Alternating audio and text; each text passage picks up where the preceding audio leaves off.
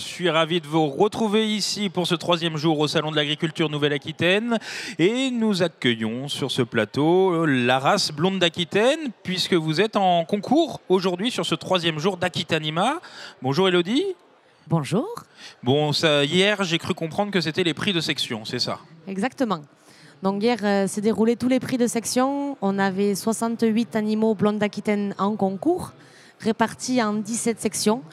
On répartit les sections en fonction des âges pour essayer de grouper au maximum l'homogénéité des animaux. Et aujourd'hui, on a nos prix de championnat. Donc les prix de championnat, c'est un niveau au-dessus. Exactement, c'est un peu la consécration de ce concours. Donc c'est tous les premiers de section qui vont être rappelés sur le ring.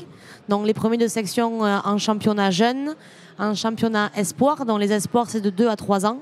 Et ensuite, on aura les championnats adultes et des femelles suitées. Et en fonction de tous ces champions qui vont finir champions, on aura le champion suprême Aquitanima qui va être élu aujourd'hui. Aquitanima, c'est essentiel pour la race blonde d'Aquitaine? Alors oui, mais Jean-Pierre, vous en parlez autant que bien que moi, mais on est dans le cœur, dans le berceau ici, on est dans le sud, donc la blonde d'Aquitaine vient de chez nous. Donc on est chez nous ici à Aquitanima, donc on se doit d'avoir cette race présente et de la représenter au mieux. Effectivement, Jean-Pierre, donc vous êtes éleveur dans les Landes? Oui, tout à fait. De blonde d'Aquitaine voilà. Exclusivement. Exclusivement. Comment ça s'est passé hier? Ça s'est bien passé pour vous? Oui, très bien. Je n'étais pas venu avec de grandes ambitions, donc ça s'est bien passé. Et voilà, j'ai 5 animaux, j'en ai 4 sur le podium, donc c'est très bien. Donc 4 qui vont pouvoir concourir aujourd'hui ou Alors il y a un animal qui va concourir pour le prix de championnat et pour un prix de championnat, et les autres vont concourir dans des prix de lot. Voilà. Aquitanima pour les éleveurs, qu'est-ce que ça représente finalement après Paris? J'ai l'impression que c'est un concours assez essentiel.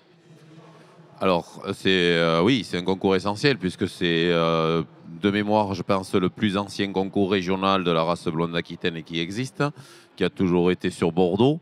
Voilà, mais on est en plein cœur de la Nouvelle-Aquitaine, on était de l'Aquitaine et Nouvelle-Aquitaine maintenant. Oui, on peut le considérer de deux façons, ou c'est le concours qui clôt la saison de concours de l'année passée, ou c'est le concours qui démarre la saison à venir, quoi. Voilà, parce qu'après on va recommencer dans l'été les concours cantonaux, départementaux, nationaux, et on va revenir à Paris, quoi. Voilà. Donc oui, c'est une étape clé quand même dans l'animation de la race et de l'animation des concours, voilà. Présentez-nous un peu, Jean-Pierre, les spécificités de la race blonde d'Aquitaine, ou Elodie aussi, peut-être, pour commencer. Et Jean-Pierre nous dira pourquoi il a choisi cette race. Les spécificités de la race blonde d'Aquitaine, c'est une race très équilibrée aujourd'hui. Elle est équilibrée entre son muscle et son squelette. Ce qu'on veut, c'est des animaux avec du volume, mais de la performance aussi. On recherche des bêtes faciles à élever, mais surtout faciles à faire des veaux.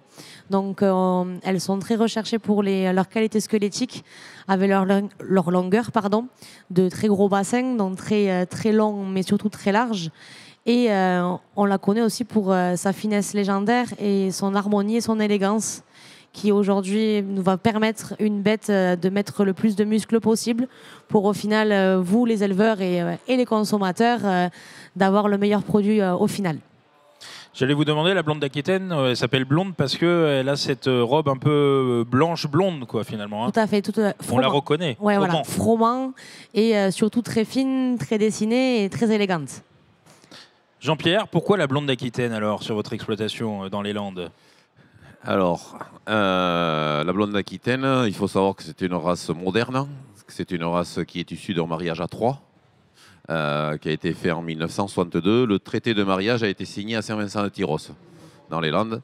Et une des composantes de la blonde d'Aquitaine est la blonde des Pyrénées, et c'est de la race qu'il y avait sur ma région.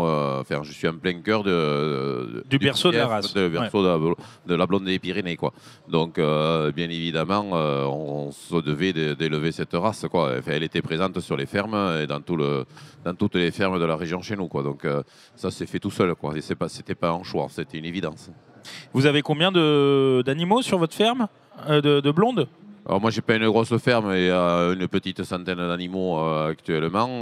Voilà, on est en train d'essayer de développer, d'augmenter le cheptel parce que j'ai ma fille qui s'installe aussi et qui est aussi passionnée d'élevage bovin. Et voilà, donc elle va aussi bifurquer sur une autre race, mais sur une partie. Mais le troupeau blonde d'Aquitaine est voué à s'agrandir fortement, quoi. Bon, et qu'est-ce qu'on peut vous souhaiter là pour aujourd'hui? Essayer d'avoir un prix quand même? Une récompense? On vient pour ça, c'est du sport, c'est de la compétition, donc on cherche toujours à avoir une récompense, quoi. Voilà. Après, si vous pouvez croiser le juge et lui parler de moi, c'est bien aussi, et ça se fait naturellement. Hein. On ne sous-doit pas les juges. Hein. Non, tout à fait.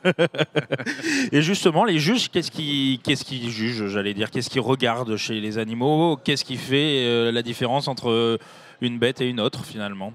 Mais ils recherchent l'animal qui va être le mieux conformé. Oui, le mieux conformé, ce qui va répondre au plus aux critères de la race.